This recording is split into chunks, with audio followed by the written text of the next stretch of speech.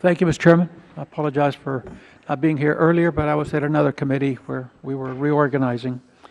I want to say good morning and thank you to my former colleague, Director Watt, for being here today to give the Financial Services Committee an update on the changes to the housing finance system and FHFA's role going forward. I believe that Fannie Mae and Freddie Mac share very important goals, such as ensuring liquidity in the mortgage market and promoting home ownership. However, due to their financial trouble in recent years, we have seen attempts to not just reform them, but wind them down completely, and I don't agree with that. I would like to go right into the questions, and Director Watt, last year, President Obama made remarks that he would like to see Fannie Mae and Freddie Mac wound down and replaced by a government-backed mortgage bond insurer. Can you tell us where you stand on that proposal, and do you think this will negatively or positively affect the home buying market? Representative Hinojosa, that's a subject that I am not going to express an opinion about. That's a legislative, congressional decision, and just to kind of put it in perspective, when I got to FHFA, there were multiple visions or views about GSE reform, and I kind of took FHFA out of that discussion because we were sending mixed messages. It wasn't part of the statutory mission that FHFA has, which is to, in the present, guarantee liquidity and safety and soundness in the market.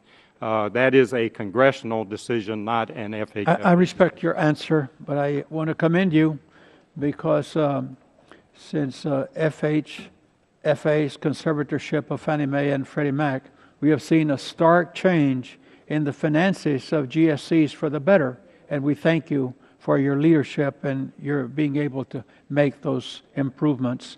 I especially like the $38 billion in extra funds that you gave our nation's treasury. I have another question. Late last year, Fannie Mae and Freddie Mac announced new lending guidelines designed to help more low-income and first-time buyers afford homes, including a reduction of the minimum down payment for a home from 5% to 3%. What other proposals is FHFA looking at to encourage first-time home buyers, and how is the agency making people aware of these initiatives that I have mentioned? Well, we have a number of things that are already on the books. I don't know that we're looking at any new proposals that I would indicate to you, but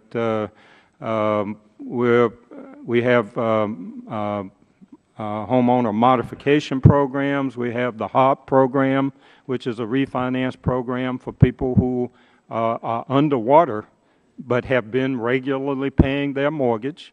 And the 97% loan product, I think what we've tasked Fannie and Freddie to do is to in this space, evaluate how we can make credit available to credit-worthy people. And that's part of the 2015 scorecard. It was part of the 2014 scorecard. They operate in this area regularly. We evaluate what they propose.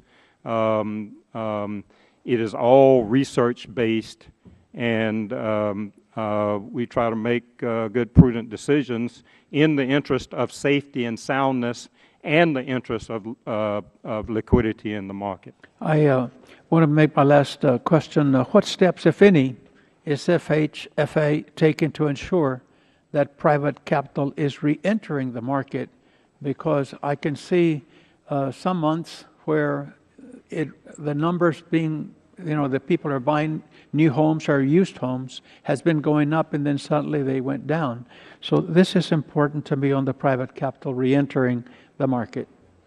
The major way is that we are doing aggressive risk transferring to the private sector. We're not holding on to these loans. We're transferring that risk back into the private sector, and we've tripled, quadrupled, really, the risk transfers since I've been there. Thank you, Mr. Chairman. Time of the gentleman has expired.